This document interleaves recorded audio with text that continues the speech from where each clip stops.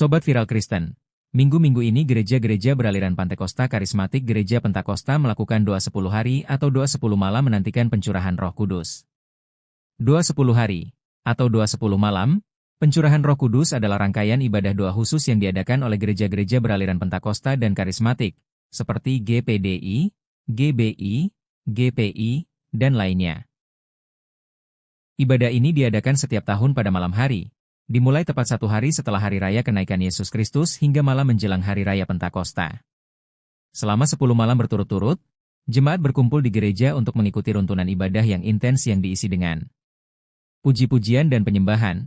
Praise and Worship menyanyikan lagu-lagu bertema Roh Kudus untuk membangun hadirat Tuhan. Pemberitaan firman Tuhan.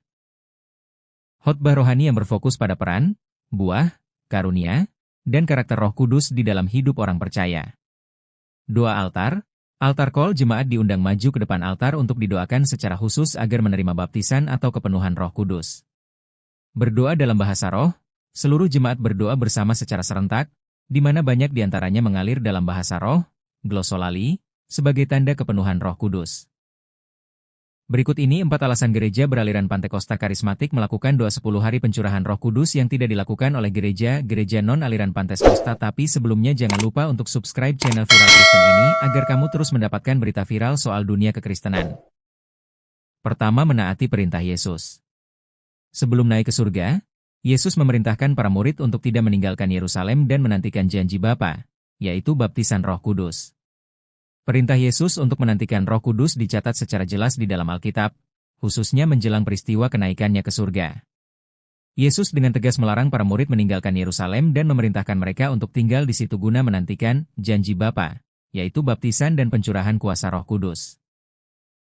Jadi dengan melakukan doa 10 hari pencurahan Roh Kudus orang karismatik Pantekosta percaya bahwa itu merupakan bagian dari ketaatan akan perintah Yesus.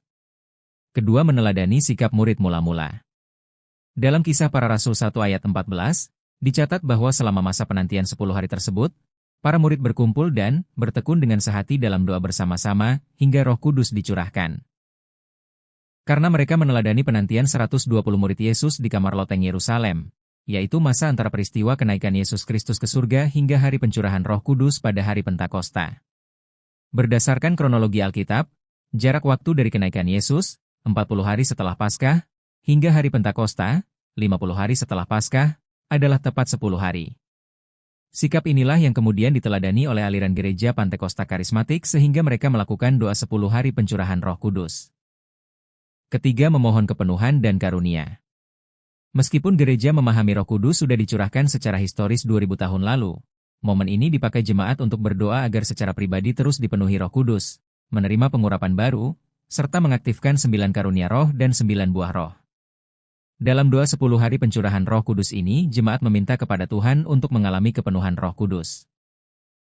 Dari kepenuhan ini kemudian membawa jemaat pada karunia rohani yang membuat mereka efektif melayani Tuhan. Keempat, kerinduan akan kebangunan rohani, revival.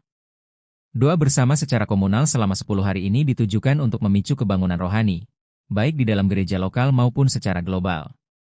Praktik rohani ini biasanya diadakan setiap tahun di antara hari kenaikan Yesus Kristus hingga Hari Raya Pentakosta.